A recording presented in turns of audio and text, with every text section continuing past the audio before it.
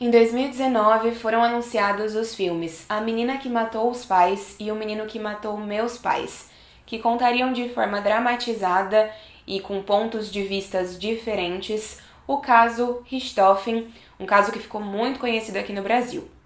De um lado, em um dos filmes, a gente teria a versão de Daniel Cravinhos, e no outro filme a gente teria a versão de Susanne von Richthofen, ambos condenados pelo assassinato do casal Manfred e Marisia von Richthofen, pais de Susanne, em 2002. Interpretando os protagonistas, foram escalados os atores Leonardo Bittencourt e Carla Dias. Os filmes foram pensados como uma experiência só. Para você ter a experiência completa, você precisaria assistir aos dois longas, que estavam previstos para serem lançados no dia 2 de abril de 2020. Mas é claro que isso não aconteceu por conta da pandemia de coronavírus. Nessa sexta-feira, dia 24 de setembro de 2021, os filmes chegam ao Amazon Prime Video. E eu já tive a oportunidade de assistir aos dois filmes com antecedência e decidi gravar esse vídeo para compartilhar as minhas impressões e opiniões aqui com vocês. Para quem não me conhece, eu sou a Mari, eu falo de entretenimento aqui no YouTube, falo bastante sobre música pop, sobre séries, sobre alguns filmes também, e seria um prazer ter vocês aqui comigo. Então, quem ainda não for inscrito, já aproveita e se inscreve no canal, por favor, clicando no botão vermelho que tem aqui embaixo, porque me ajuda muito. Eu acho que a primeira informação que a gente precisa ter é que os roteiros dos dois filmes foram criados a partir dos julgamentos do caso, de entrevistas dadas pelos envolvidos e dos autos dos processos. Então tudo aqui é baseado na realidade, ou na realidade contada pelas duas partes envolvidas. No filme A Menina que Matou os Pais, a gente tem a versão de Daniel Cravinhos, que retrata uma Susanne manipuladora, desequilibrada e que teria convencido Daniel a cometer o crime para salvá-la dos abusos psicológicos e físicos dos seus próprios pais. Já em O Menino que Matou Meus Pais, a gente tem a versão da Susanne, que retrata Daniel Cravinhos como um namorado extremamente abusivo e controlador que teria se aproximado dela e decidido matar os pais dela por puro alpinismo social. E apesar da história ser a mesma, ela tem perspectivas muito diferentes. Uma coisa que eu percebi, na verdade eu assisti aos filmes e aí eu fui procurar depois algumas coisas no YouTube e eu achei um vídeo de uma matéria do Fantástico, onde a gente pode ouvir alguns recortes de áudio dos julgamentos desse caso, do Daniel Cravinhos e da Susanne. E eu reparei que alguns diálogos dos filmes são praticamente idênticos a falas que foram ditas por essas pessoas na vida real. Então o filme ele tenta seguir à risca o que foi contado pelo Daniel e pela Susanne no julgamento em 2006 e até antes e depois disso também. E eu vi que a produção do filme já deu uma declaração dizendo que o objetivo foi realmente representar o que os dois contaram para evitar possíveis processos, né? Eles optaram por não dramatizar demais a história e se manter fiéis às informações que eles tinham, as informações do processo, e construir a história a partir disso mesmo. Os filmes têm tempos de duração parecidos. A menina, se eu não me engano, tem 1h24 e o menino tem 1h27. E algumas das cenas se repetem nos dois filmes, mas a partir de perspectivas diferentes. Tem coisas que a gente vê nos dois filmes, mas como se elas fossem completamente distintas. Em A Menina, as coisas acontecem de uma forma, em O Menino, as coisas acontecem de outra forma. E a gente também tem algumas outras várias cenas que só acontecem em um dos dois filmes. E dessa forma, as histórias se complementam. Os filmes eles foram sim pensados como uma só experiência. Eu acho que é sim necessário assistir aos dois filmes e não apenas um deles, porque os dois filmes são muito subjetivos. Os filmes não fazem um apanhado geral das descrições e narrativas e versões das histórias e cria uma linha do tempo. A Menina que Matou os Pais conta 100% a versão do Daniel e O Menino que Matou Meus Pais conta 100% a versão da Susanne. Então, os dois filmes são muito subjetivos. E aí o objetivo é que você assista aos dois filmes para tentar tirar uma conclusão. Claro, dá pra você assistir só a um dos dois filmes, mas eu acho que você vai sentir que faltam informações que só o outro filme vai conseguir te dar. Apesar disso, eu acho que é inevitável o primeiro filme ao qual você decidir assistir acabar influenciando a sua opinião sobre o segundo. Eu assisti A Menina que Matou os Pais primeiro, a versão do Daniel, e eu acreditei mais na versão dele do que na versão da Suzane, que eu assisti depois.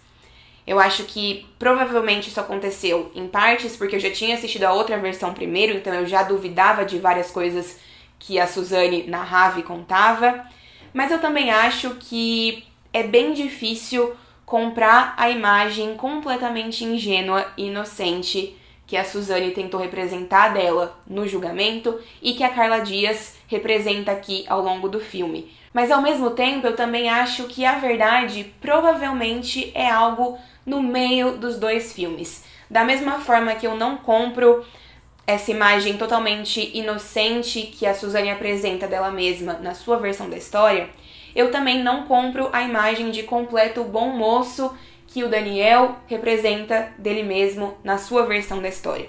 E que aqui a gente tem o Leonardo e a Carla interpretando, né, atuando e dando vida a essas duas versões. Eu acho que o filme tem muito daquele ditado que diz que existem 3 versões de uma mesma história. A minha, a sua e a verdade.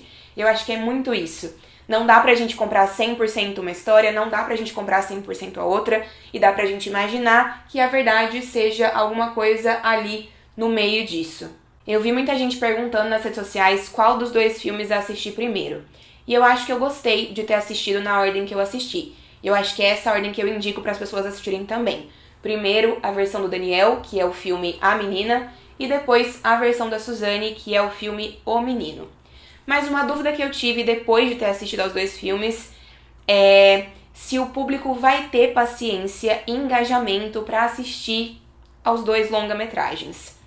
No segundo filme, eu já estava um pouco cansada. Na verdade, eu já estava um pouco desatenta, eu estava um pouco menos focada, mais distraída mesmo, porque acho que parte de mim inconscientemente já pensava, é a mesma história. E aí no começo eu demorei um pouco para engatar e prestar 100% de atenção no segundo filme, o que eu já tinha feito diferente no primeiro. Eu acho que talvez essa experiência seja um pouco cansativa. Eu assisti numa tacada só, um atrás do outro, porque eu precisava criar conteúdo e eu tinha pouco tempo para fazer isso. Mas não sei se as pessoas vão ter essa disposição. Talvez, inclusive fiquei pensando também, um filme mais longo, talvez de 2 horas, e que abordasse os dois lados da história, acabasse fazendo mais sentido. Ou até uma série. Eu acho que eu adoraria ver essa história sendo contada numa série ao longo de alguns episódios. Acho que valeria a pena e seria bem interessante.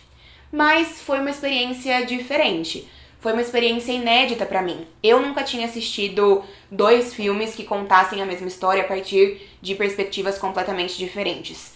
Achei que valeu a pena também a experiência. Acho que foi uma experiência, pra mim, inovadora, inédita. Não sei, não me lembro agora de alguma outra história que tenha passado por esse mesmo processo, de algum outro projeto que tenha feito algo similar, mas foi interessante, eu gostei de assistir. De qualquer forma, eu achei que foi bem legal liberar esses filmes no streaming. Eu acho que funciona. Porque assim as pessoas podem ver no tempo delas. As pessoas podem assistir um filme hoje e ver o outro amanhã, dar um tempinho ali pra assimilar o que foi apresentado. E eu acho também que as pessoas acabam não precisando gastar 2 ingressos de cinema, que era o que ia acontecer, pra acabar tendo 2 experiências incompletas, na esperança de conseguir depois, no final, uma experiência completa, tendo assistido aos 2 filmes. Faz sentido?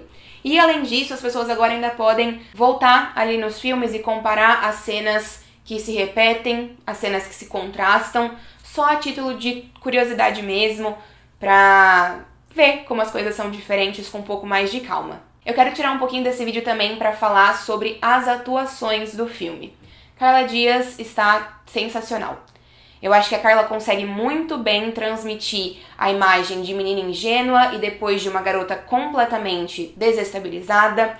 Ela consegue também transmitir a imagem que o público teve da Suzane na época dos julgamentos, porque ela não tem uma imagem muito positiva na sociedade e muita gente não compra a versão dela, não acredita nas coisas que ela diz e na imagem que ela criou pra ela mesma. E eu acho que a Carla consegue representar isso muito bem.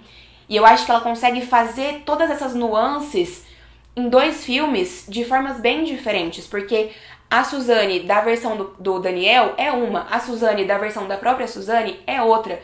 E dentro dessas 2 versões ainda existem muitas nuances. Eu acho que a Carla conseguiu entregar um trabalho maravilhoso. Inclusive, tem alguns momentos nos 2 filmes de surtos, onde a Carla tá interpretando a Suzane surtando, que são, assim, inacreditáveis. Os 2 surtos são muito diferentes, porque cada perspectiva justifica o surto de uma forma, e a Carla consegue entregar 2 surtos muito complexos e muito impactantes. E eu acho que o Leonardo Bittencourt, que é quem faz o Daniel Cravinhos, também tá muito bem. Ele também consegue entregar 2 performances completamente diferentes. A de bom moço, que foi influenciado, e a de namorado completamente abusivo, de formas muito, muito satisfatórias. Ele faz as 2 performances muito bem. A única coisa que me incomodou muito em questão de performance dos atores foi a caracterização da Carla Dias nas cenas do julgamento, que aparecem mais no filme O Menino que Matou Meus Pais do que em A Menina.